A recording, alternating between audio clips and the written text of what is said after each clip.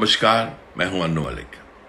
Swachh Sagar Surakshit Sagar is the first and longest running coastal cleanup campaign of its kind in the world, with the largest number of people participating.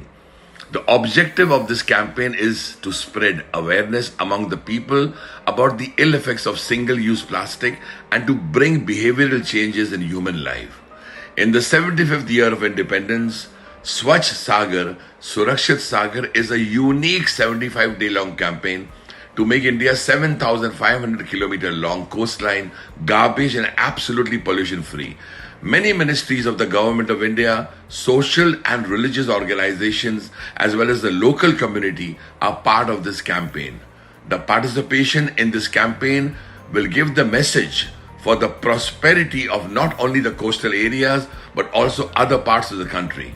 Come and join the Swachh Sagar Surakshit Sagar campaign and contribute towards making the country's beaches clean and absolutely beautiful. Jai Hind, Jai Bharat.